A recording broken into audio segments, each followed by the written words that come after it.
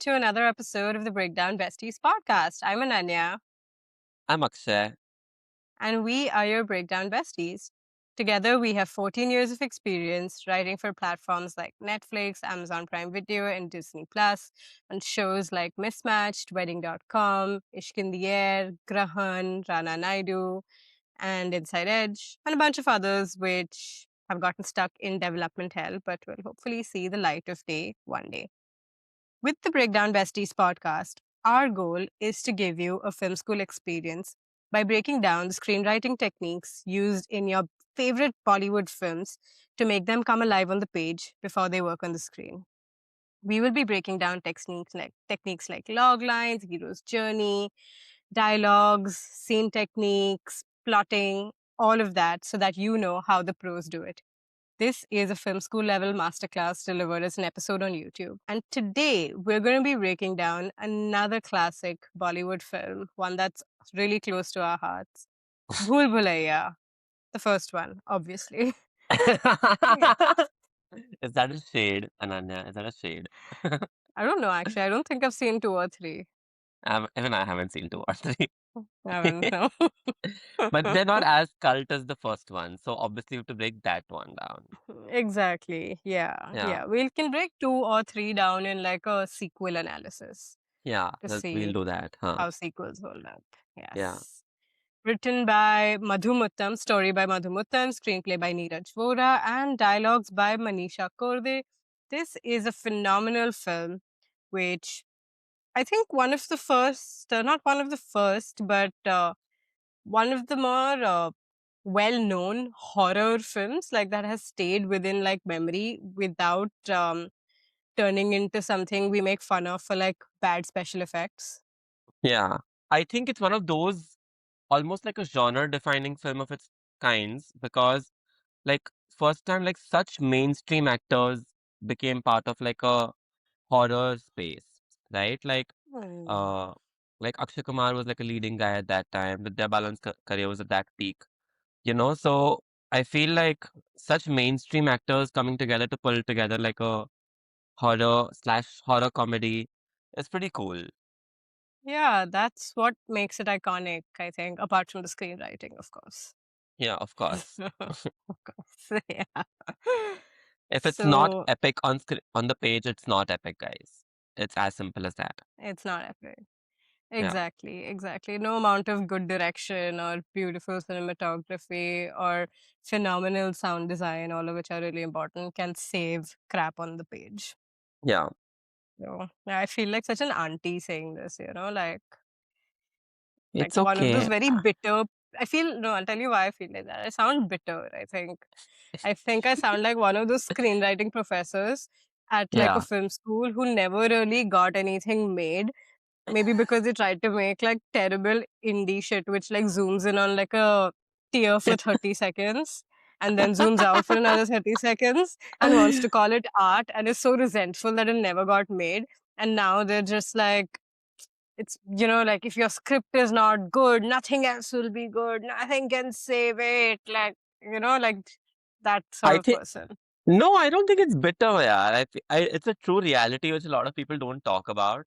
Like it is, it is the absolute truth. Like something has to work on page for it to be at least saved a little bit. Like Yeah. when they say uh, somebody saved the film, they cannot be saving a bad story.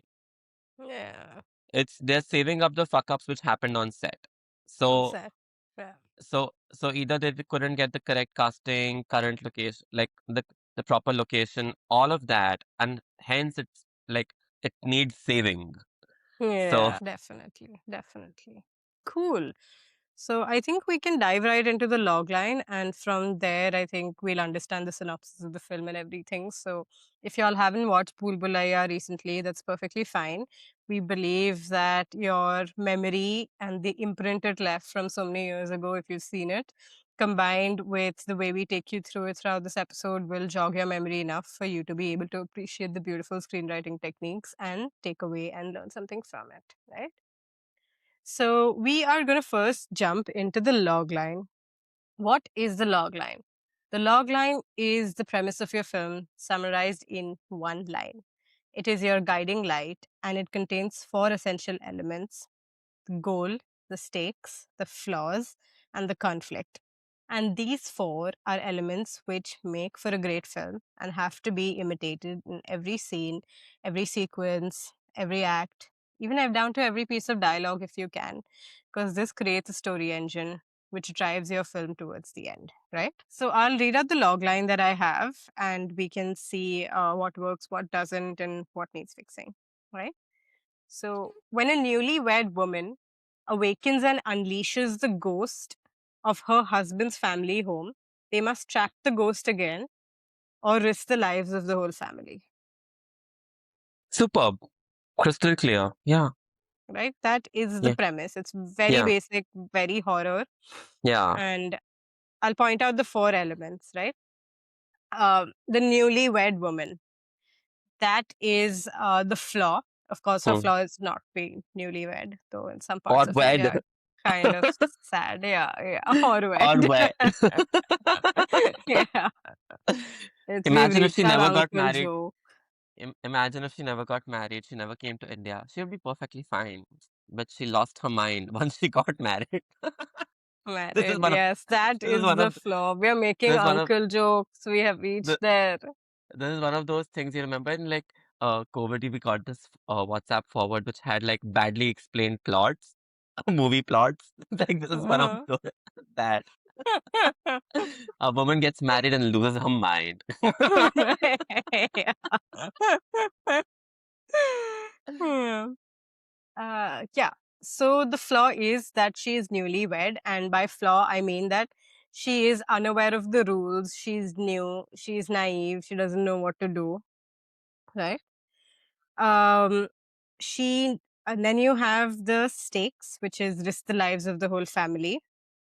Hmm. You have the goal, which is that they must trap the ghost again, Hmm. and you have the conflict, Hmm. which is has unleashed the ghost in the house, so Hmm. you know the Hmm. ghost is tormenting everyone, right?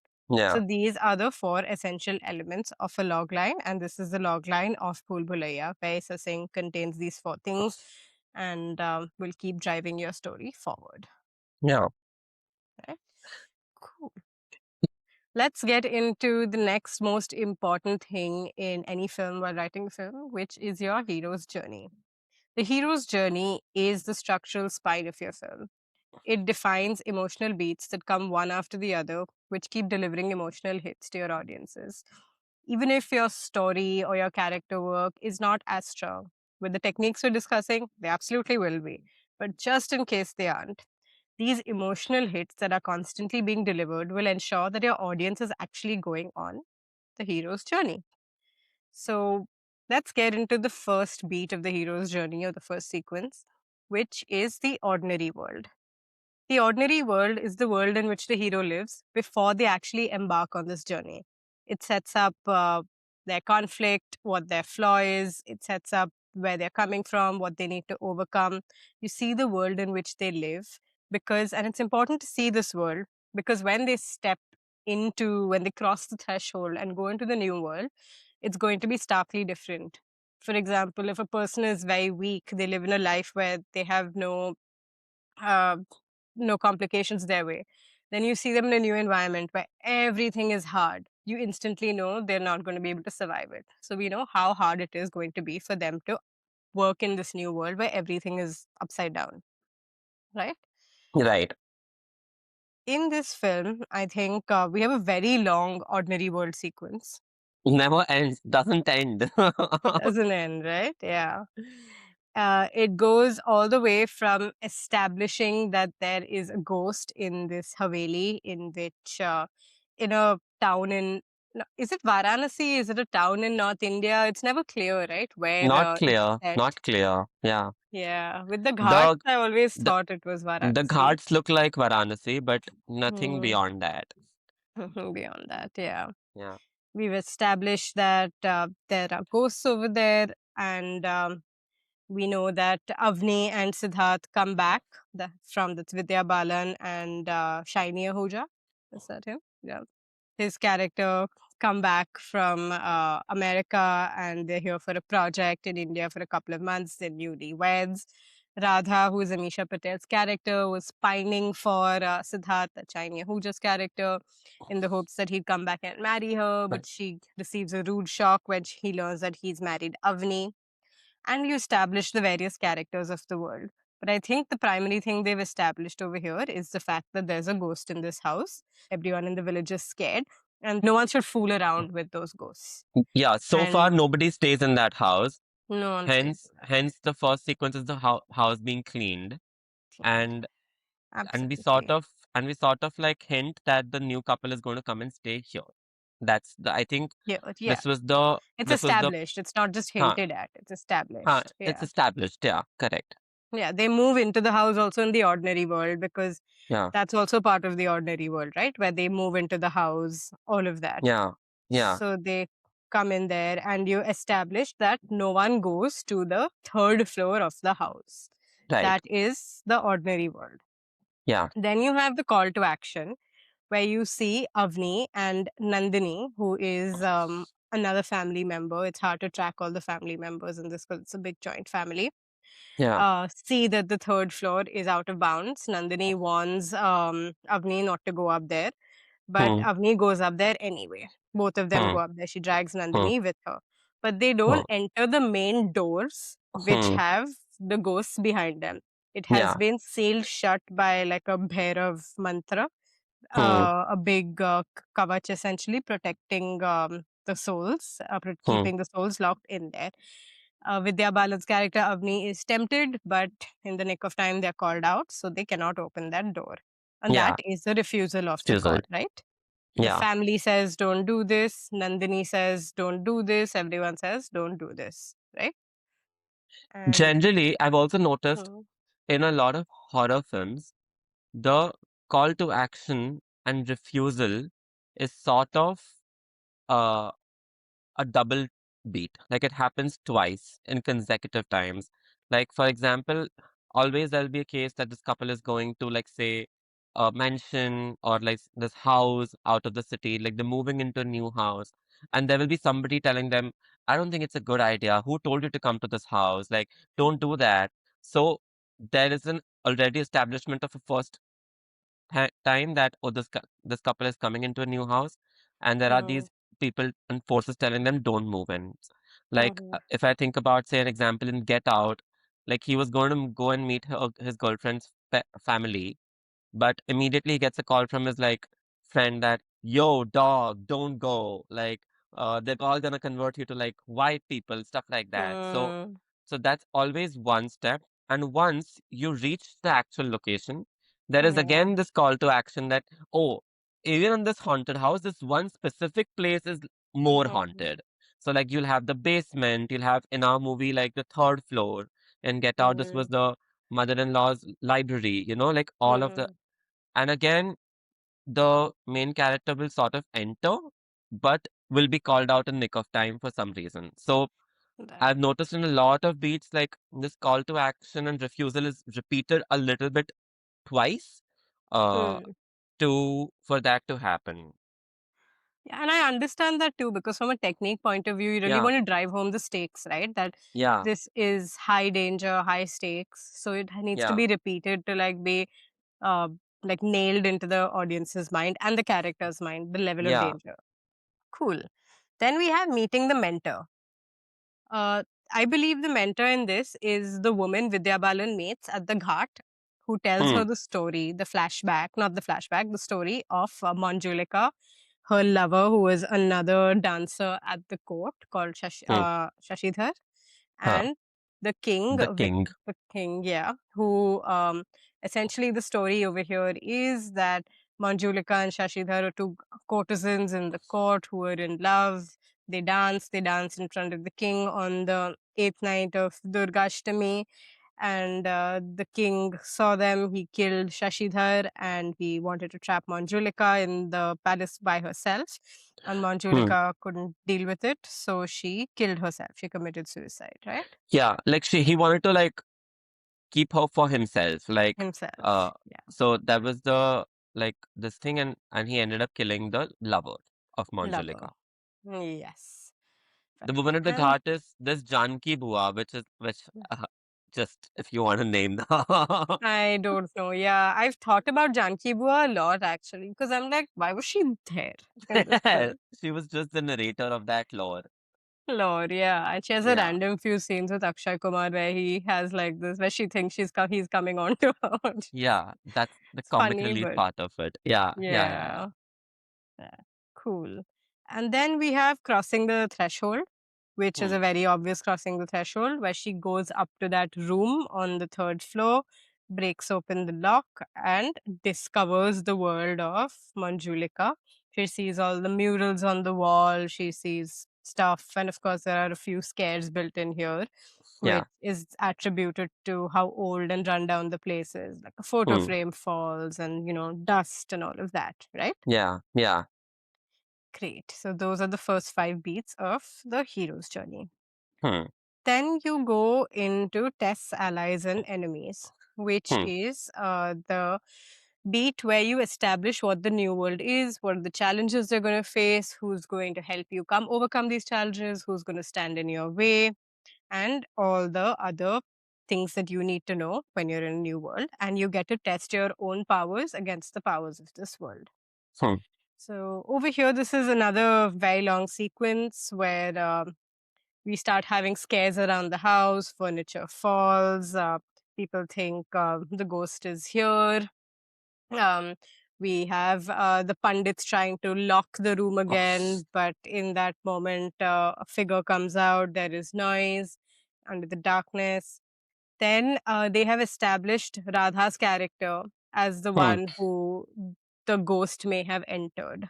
Yeah. And she is set up as someone who needs to be taken care of and cured. And Akshay Kumar's character arrives. He is an ally. He comes in the role of a psychiatrist who is here to treat Radha, to understand what is going on with her. Because another core theme, the core theme of this film, which we'll get into when we get into themes, is science versus superstition. So Hmm. while everyone thinks it's a ghost, Siddharth doesn't believe so, and he thinks something's actually wrong with Radha. There's something, she has a mental illness. So he calls his psychiatrist friend, Akshay Kumar, Hmm. to help with Radha, right? Yeah. And I think this tests allies and enemies goes all the way until Akshay Kumar, who is obviously, going up and down the halls of the house at night, to patrolling it to check what's going on, where's Manjulika, all of that, until he decides to confront Manjulika. And he does Okay. that Hmm. by breaking the lock Hmm. first of the door where Manjulika is, Hmm. and locking the door from the outside, Yeah. right? I think that is the approach to the innermost cave, because your approach is when you start approach the monster, right? Yeah. And this is the first time someone has confronted the monster. Right. Like when Manjulika is dancing, he puts on a pair of wooden shoes and go walks across the hall pretending to be a king, King. and he says that I will be the king now. Yeah. I'm the king. And Manjulika's angry. She's like, I want to kill you. This time I will not let you go. You killed my lover. And I will come on the eighth night of Durgashtami to kill you. Yeah. And that is the approach to the innermost cave. Correct. That's exactly Right. what I've written. Yeah. Right. And I think it goes, and after that, you have the ordeal. Hmm. And the ordeal is where supposedly Radha has poisoned the tea in Siddharth's tea. So you think that it's the Manjulika, the ghost within her, which is so angry that she poisons Siddharth's tea Yeah. so that he dies. And it goes all the way until the wedding of Yeah. Nandini and her lover, the poet lover, who also plays the role of Shashidhar in Yeah. Manjulika equates that man in the present to Shashidhar. the Shashidhar, but we'll get into the whole lore, I think, when we talk about those scenes. And at that point, Avni disappears with him at one point because she spilled something on him. But in that scene, you later find her coming on to Shashidhar. That. And Akshay Kumar and Shiny Ahuja's character have to pry them apart. And the reward is Akshay Kumar revealing the fact that Avni has a dissociative identity disorder, that there is no ghost. He tells us how he cracked the entire mystery, that Avni is actually related to the story of Manjulika, because her Hmm. own story growing up was one of betrayal, where she wanted a life of being with her grandmom, but her Hmm. dad pried her away, and a few days later, her grandmom died. She Died. equates Manjulika's story to hers, where Manjulika wanted to be with her lover, but Vikramaditya pried the lover away and killed him. And Hmm. now she's left to her own devices, so she committed suicide. Yeah. Right? So these are Yeah. the two that's revealed there, that Avni related to the character of Manjulika and she took on her identity at night. And now, as the Manjulika in her has been provoked, she Yeah. that's coming on stronger and stronger and taking over Avni's identity. Right? Yeah.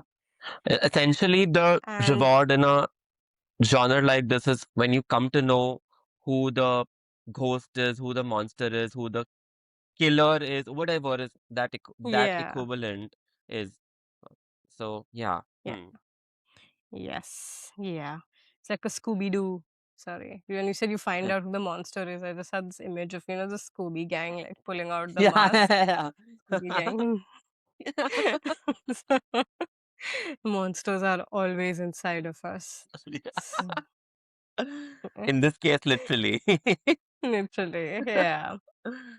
And then you have the way back where they're planning what to do next. Akshay Kumar is conferring with the great Pandit. You realize that he's a psychiatrist, but he also believes in Eastern medicine and Eastern beliefs in psychiatry, because the Pandit who was also called to kind of help on the last night of Durgashtami Hmm. is has speaks highly of Akshay Kumar and says that he's Hmm. not to be underestimated. And Siddharth, which is Shiny Ahuja's character, also is kind of ambivalent about what he wants, because he's like, I will take Avni for treatment here and there. What is this random thing you're going to do? Like, what do you have planned to help Avni? And Akshay Kumar explains that, look, Western medicine will kind of turn her into like a shell of her former self. They'll cure Hmm. her, but she won't be herself. So Hmm. trust me on this. Hmm. And then you have the big resurrection sequence, which is on the eighth night. Hmm. There's one more moment in the road back, which I thought was interesting, is Hmm. that Akshay Kumar's character makes a conscious choice that I need to make Avni realize that there is something wrong with her. So I Hmm. thought that was also part of the road back where he sort of provokes uh, this one Shiny Uja's character that go tell her that you can't go to the market with uh, Hmm. Nandini, see Yeah. her reaction, and if call her out, like call her out with affection. And that happens, like he does tell her not to go, and she does actually fall. She gets very angry and she ends up in the fate of, Mm. rage of A fit, fit of in a fit of fit of rage. rage. And in the fit of rage, she just picks up the bed. And that's for the first time the audience sees uh, how this Manjulika manifests in Avni. Yeah. So, so I thought that, and she actually realizes after that that, oh my God, something is wrong with me. What's happening? Hmm. So, and then your preparation for the plan starts. So I thought it was an important beat in the road back. Definitely, definitely. Yeah, you're absolutely right, for sure. Yeah, Because now it's the moment where it's confirmed for the audience that it's not yeah, just hearsay and, little marks. You actually see it versus telling. yeah, yeah. Yeah. And then we have the resurrection. That is on the eighth night of Durgashtami, where Manjulika takes over Avni in full force. And as she does this, she goes into what she perceives to be like the court. She dances there with Shashidhar's character. And after that, Siddharth makes an entry. He's the king in this story. Um, she wants to kill him. The Pandit is there, he's doing a Havan. The Pandit talks to Manjulika and he says, look, I'll help you kill Siddharth. He is served to her on a platter, ready for her to murder her, to kill. and then a trapdoor is revealed as fire goes up, and there's a mannequin that replaces Siddharth, and Avni stabs him to death, stabs the mannequin to death, and Manjulika is done. She has no reason to return. She has killed the king. And then we have the return with the elixir, which is the beat where, yeah, the heroes more enlightened. They've come back to an old world, but they are new, that their new selves now.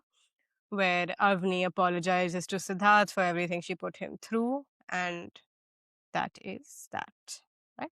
Yeah, yeah. I one thing about the structure of the film, which I think is that even though like the beats go on for quite some time, and they're like long beats of like you said, the test allies and enemies go for so long. The regular life goes like the ordinary life goes for so long. But I quite like that they slowly keep on mounting the tension uh at each layer, like even the point that how we get introduced to Manjulika is that we start first hearing the ghungru, then after some time, when Akshay Kumar makes the entry, we start hearing her singing. And so it's like it's not put all together for the audience. It's like gradual revelation of Escalated. this. It's escalated, yeah. So I like the structure how they've taken uh place. Definitely. It's especially in today's day and age of like streaming, where it's like we want to just give instant gratification, like instant scare, up and up. Like they always want to start at such a high note. They don't really give you the time to like build anything up, Yeah. which I'm sidetracking a bit into, but right now with the death of Catherine O'Hara and the talk of Schitt's Creek and stuff. When I was on Threads a lot, everyone was just talking about how like Schitt's Creek, the first season is unbearable, right? Or the first few Hmm. episodes. Like I had to watch it about 3 times to get into it. I couldn't get Hmm. into it, and I found the internet saying the same thing. But they were given a chance to kind of build out the show, to let people Hmm. arc, to let Hmm. things escalate, take Yeah. its time, which we just don't do anymore in streaming. So I think in Bhool Bhulaiyaa, they've taken their time with it and they have no shame about taking their time, Yeah. which is Yeah. great. It's beautiful. There's restraint. There's that Yeah. tehrav in the film, Yeah. which also lets you slowly get into the world, get a little scared, Yeah. which is, it's bubbling inside you. And It and really if works. we carefully see it, everything is minutely seeded in, like very like even like the shocker that, oh, this is Vidya Balan's character who was actually the culprit. If you go and watch it again, you'll realize there were enough moments planted throughout the films. Which obviously the first time when I saw it when I was a child, at that time it didn't strike me. But now because we already knew the end, like even the first time that we see Paresh Rawal entering the Haveli. He sees like a figure and he gets scared. And only like next morning that said that, oh, we had actually gone to the Haveli last night as well. So stuff like that, they've tried to do it very tactfully, which I quite appreciated on this viewing. Definitely, yeah. I mean, those are just techniques to have an airtight film, right? Like, Yeah, which yeah, you should. Yeah. Because if you're saying that there's no ghost, you have to back up every scare with logic. yeah, So correct. that a pedantic viewer, everyone who makes all those Reddit threads that I found this one thing which doesn't make sense, that Yeah, person can go in and actually do the matching. yeah. But there is one thing which I haven't been able to crack Mm. about the film, which is Hmm. that the character uh who was like 20 years ago she went up the third floor and then she lost her speech. What was that about? Like that I couldn't crack. I think she must have hit her head against something or, like whatever, and gotten scared by something random. And then सबने उसको then she must have like tried to and screamed so loudly कि उसकी आवाज चली गई. And सबने फिर बोला after everyone just going like अरे आवाज चली गई भूतनी ने आवाज दे दिया. You scare a child, they'll believe that only and they stop talking. Yeah, I guess it's that. Yeah. Because I was worried. I was wondering, like, what happened to her? Like, you know? Once she got her voice back, she should have said that I didn't see any ghost or something like that. Like what she actually Yeah, saw up there. She should have told us, like just to close the loop. yeah. Loop. Yeah, it's always stayed with me. Like, what happened to her? Like, like 20 years of her life, she was quiet. Like, Quiet. Yeah, I know. It's one of those things where, yeah. yeah, cool. Okay, what do you want to get into next? I feel maybe we should do. I have the most genre tropes in this. So if you wanna get into genre tropes, we could. Sure, let's get into genre tropes. Okay. So one of the things is a genre trope like with this, which is a horror film, is a jump scare. So this movie is filled with ample of those. For example, the moment where they go, Paresh Rawal goes to the Haveli for the first time. He sees that figure. There's a little bit of a scary feeling. When Vidya Balan goes to the third floor for the first time, there is a rat on the piano. That sort of like is a jump scare. uh, it's this is peppered throughout the movie in different ways. Even like through shadows or like uh, like the crossing by like sometimes so uh, all that adds to the horrorness of this film. So I thought like one is a jump scare as a common genre trope. Most horror movies will do this. I think like there's hardly any which don't do it. Definitely. And I think the purpose of a jump scare is to scare you once they've brought your guard down, right? Like, so Yeah, there's no anticipation. So they yeah, lull you into a false sense of security and then deliver a jump scare when you're least expecting it. yeah, And that scare isn't even real most of the time, right? It's yeah, either, like you said, a shadow or something like that, which was like it was a rat across the piano. yeah, So it actually is rooted in logic, but it yeah, is to remind you once they've brought you into such a sense of safety that no, wait, you're actually in a horror film. yeah, yeah. Yes. So that was one. The second is genre trope I have written is foreshadowing in of the actual monster. So the second time Paresh Rawal's character goes to the Haveli, he sees a pair of eyes through a window, and it's almost made like, oh my god, who is this? And he gets scared, and only to see that's like Vidya Balan's character. And she was like, "Hey, are you okay?" type of thing. And at that moment, we don't know that, oh, she's going to become the culprit of this film. But I think it's called foreshadowing, if I'm not wrong. Yes, yes, foreshadowing. Yeah. So that's another trope of like this, like a thriller movie is a trope of this. Um, we've already covered access to a forbidden area being a genre trope. That there is this big haunted house, but there is a separate place in this house where you shouldn't go at all cost. And the character will multiple times do an escalation of, oh, I go until like say first level inside, the second level inside, the third, and ultimately it all like get revealed in the climax what it really was. So that was Yes. one. This this movie also has a trope of narrating the lore. That, oh, you're a new entry into this, but this is what happened before you. So if you've noticed, they've tried to do that constantly with while Vidya Balan's character is on the ghat with Janki Bua, so she's the one narrating that. So that generally the lore generally comes around in the first act of the film. So, to sort of let the audience know that, oh, this is what happened and this is possibly which will continue to repeat in this uh, movie. Uh, Another genre trope, which I thought they did quite interestingly, is red herring of Hmm. Radha's character. It Yeah. all built up to the point that, oh, maybe Radha is the culprit. Like she is the one who has the Manjulika's spirit. So they planted evidences throughout the movie. Every time she was, anything happened, she was around. You would have reaction shots of say Shiny Ahuja saying, ki, "Oh, you were there." Like he's clocking her, and so that generally happens when if you don't have a red herring, then it's obvious that the actual culprit would come to the centerfold.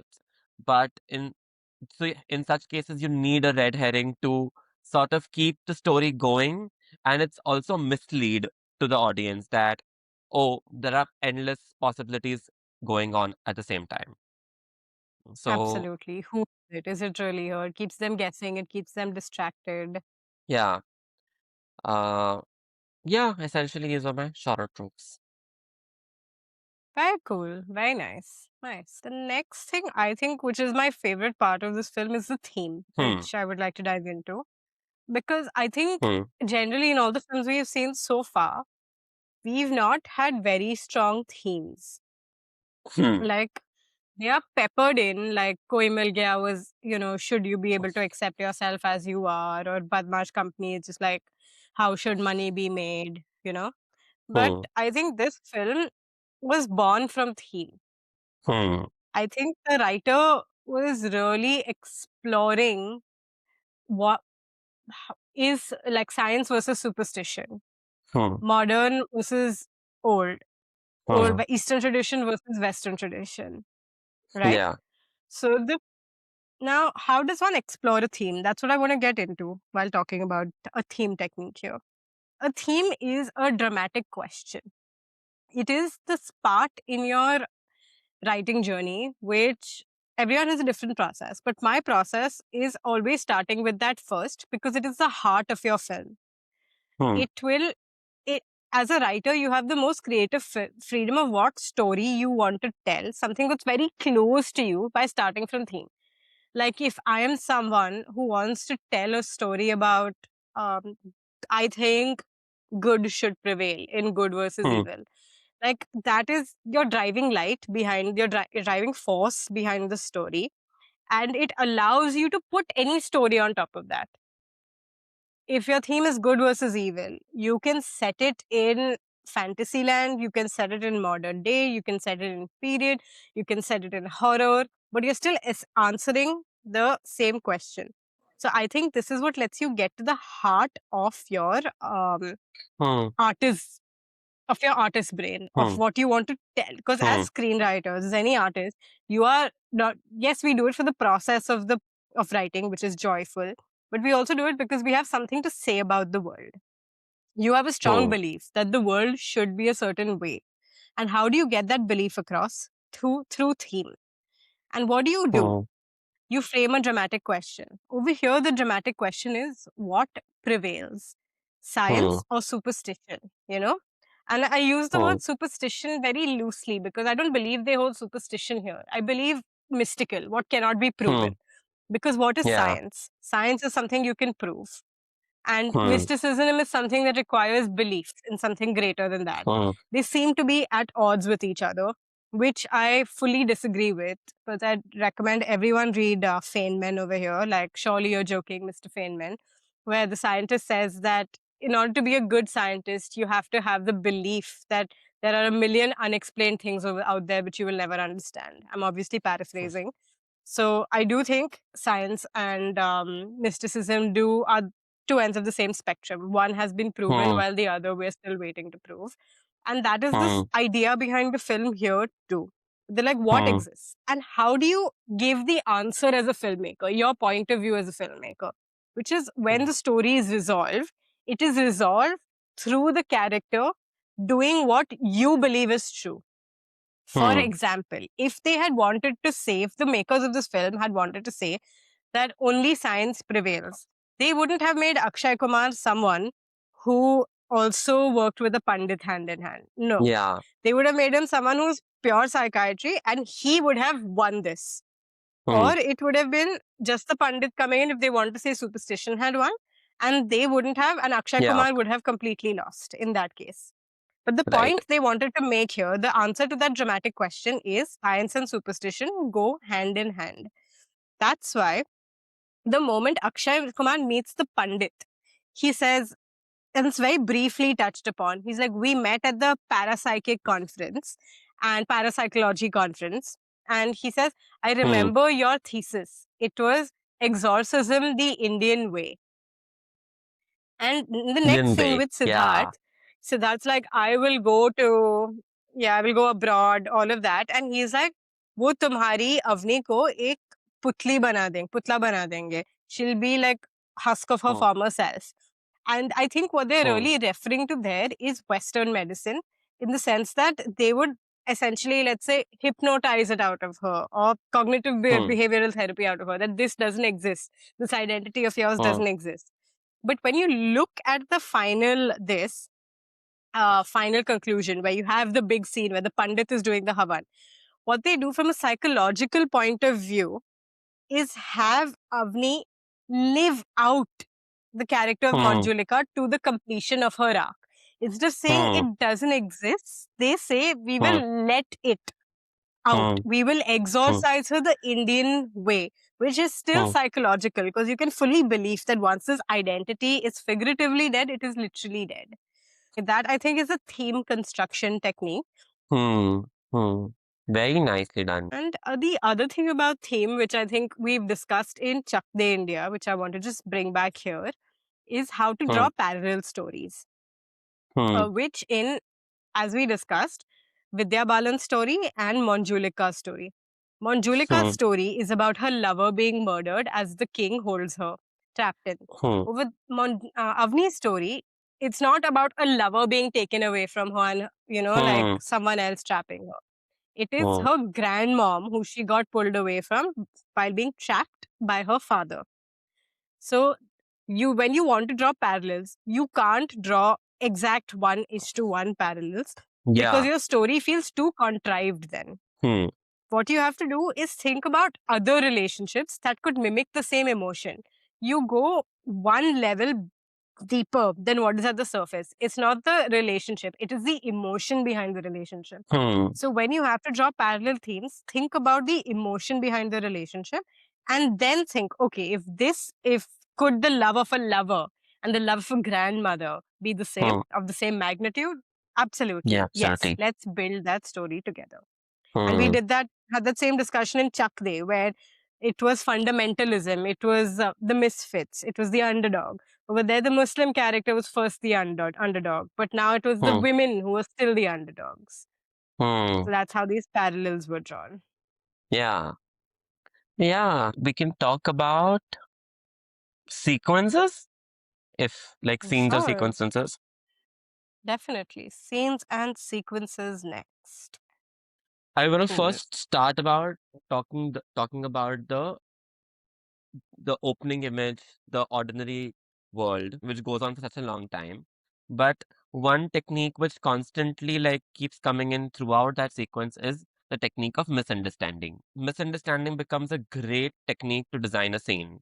So, and that's what ends up happening in this one that, oh, Paresh Rawal thinks that the key has been forgotten in the Haveli, but the other guy with him is like, oh, but there is a bucket in the wells. You have to go and take that. So there is a little bit of a comedy which ensues after that. So this constant back and forth of putting misunderstanding in the sequence, I thought that's the only way like it could keep going on. Definitely. Yeah, for sure. And they've used misunderstanding in two scenes also very well. And I Hmm. want to compare it to uh, Hitchcock's Bomb Under the Table, Hmm. where we use Hitchcock's Bomb Under the Table, where that's a technique where there's a bomb under the table and the audience knows, but the characters don't know that there's a bomb on the table. Hmm. And they're all at a dining table eating, and you're waiting for the audience to like the characters to leave the dining table so that the bomb doesn't go off. They are there chilling, but the audience's tension is rising, right? That is Yeah. done in a tense sequence, right? But I think the comedic way of doing it is also giving audience information, but not giving it Hmm. to the characters. For Hmm. example, in there's Amisha Patel who's talking to a tailor, and Hmm. she's unhappy with the blouse that he stitched. And Paresh Rawal comes and he thinks at this point that Amisha Patel, Radha, is actually the ghost. And he doesn't see her talking to the tailor. And she's saying, मैं पहले एक हाथ काटती, फिर दूसरा हाथ काटती, फिर गर्दन काट देती. But Paresh Rawal doesn't know she's talking to the tailor, but the audience does. That's what creates the humor. Otherwise, the audience would be scared too if the audience didn't have the information. But Yeah. it is Hitchcock's bomb under the table, but in twisted to be comedic, where you give the Hmm. audience information the character doesn't have to Hmm. create humor. Nice. There's one more Chekhov's gun, which I want to talk about in this one, is the rat's poison. Yes, It's let's set up. explain what a Chekhov's gun is.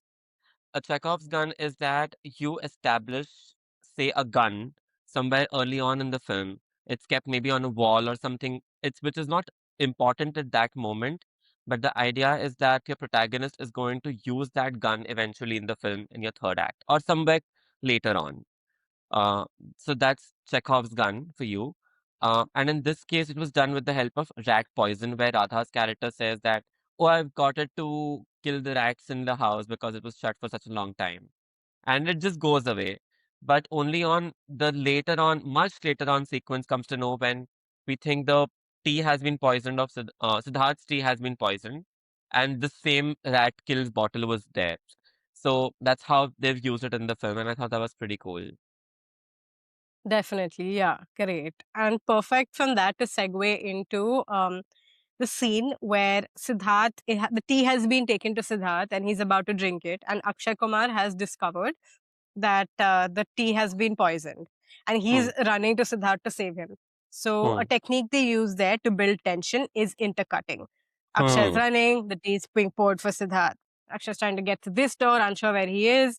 Siddharth is lifting it to his mouth. So, who's going to get there first? Tension, tension, tension. That is the intercutting trick of creating tension. Hmm. Yeah, pretty cool. Next, I want to talk about the trope of making a plan and then having Hmm. the plan go wrong, right? Hmm. And in this film, I want to talk about in the third act, where Siddharth, Akshay, and Shashidhar are talking about um, who about what they're going to do with Avni.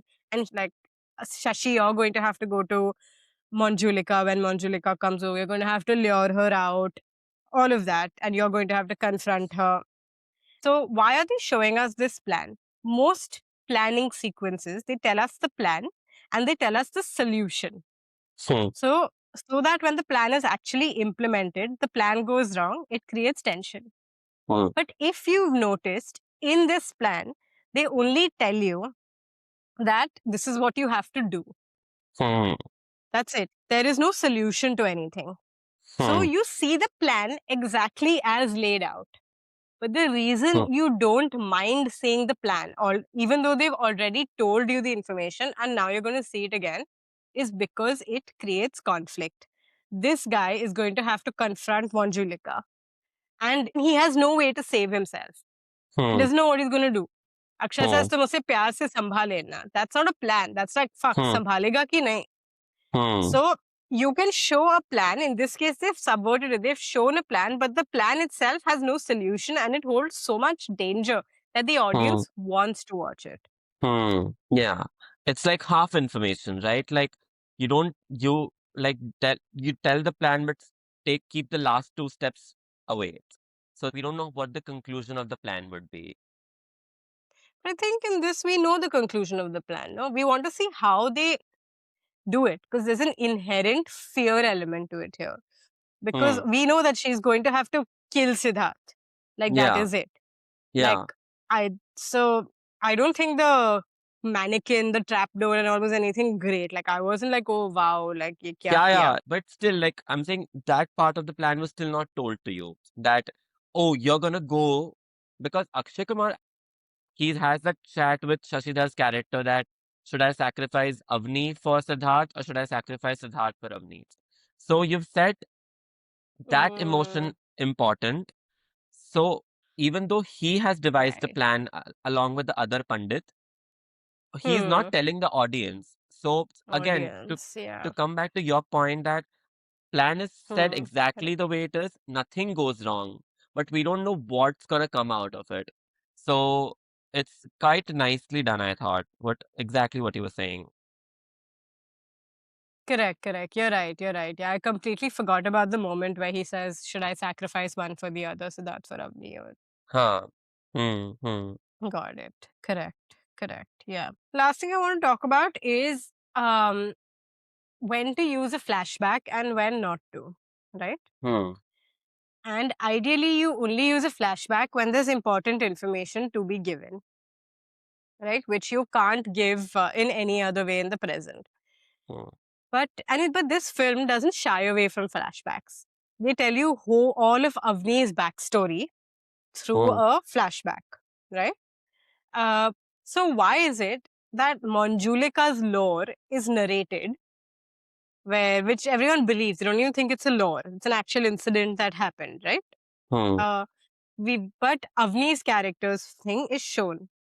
And I Hmm. think the idea there is flashbacks only work when you care about the character. Hmm. The reason we watch it with Avni's is because it comes at the 75% mark, her Hmm. flashback, where we see her dadi, her dad. So you care about Avni enough to watch it. And it's a big reveal. It's a very, Hmm. like, because it's giving so much information, it's got shock value to it. Hmm. But if you saw a random king and Yeah. courtesan and stuff in the start, you wouldn't be interested. It's also very Hmm. high production value, this Yeah. scene. Why would you waste resources on that? But what Yeah. they actually do is they show you that whole thing at the end with Hmm. characters you do care about. Hmm. With Avni, who is now Manjulika, with Shashidhar, with Hmm. Siddharth, who is now the king. So I think Hmm. that is the way it's done. If you want to show a flashback, show it with characters you care about, That's pretty not cool. random. Very cool and observation. What do you want to get into next? World? Sure, let's go into world. This is less not actually so much about the world, but more about the tone of the film, which sort of like dictates what the world becomes. It's that there is a conscious effort to bring in humor throughout this heavy horror slash psychological thriller plot. And so the world is filled with like these absurd characters who sort of like operate in this world. Like, so you have Paresh Rawal's character, you have his wife, you have that Rajpal Yadav as the Pandit. They and it's this is finely balanced in the sense of every time it gets heavy, immediately there is a sequence, let's say, with that Radha's brother, which becomes like a fun sequence. So I thought this was very consciously done. So they've planted enough characters throughout the film with which you can use them for humor, even in your most difficult and serious scenes. So I thought it was done quite cleverly for that. Okay. I want to talk about dialogue next. Hmm. One important piece of dialogue, which comes right in the first scene, second scene of the film, is giving exposition through conflict. One important technique, which Hmm. they do right up front, where Paresh Rawal goes into the Haveli, and in the Haveli, they have to establish that that the Haveli is haunted.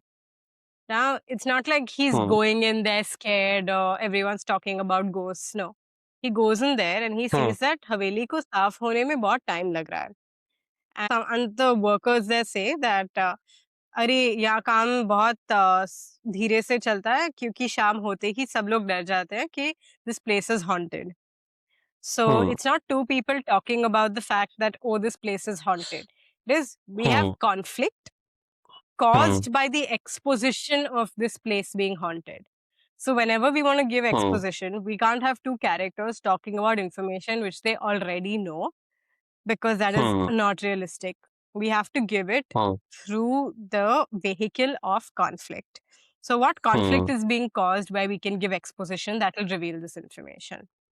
I have one more thing about dialogue is making technical stuff accessible to the general audience. So the whole of Avni's backstory, where it's revealed that she has dissociative identity disorder, and we go into the whole flashback. Never have they used the words like trauma or like any of these medical terms to exactly tell what was the condition. And whatever is her the issue is, they're broken down in much simpler words. It's done in such a storytelling sort of way. Like it's like Akshay Kumar's character sort of weaves an entire story to get to the root cause of this. I thought was done quite interestingly for this dialogue.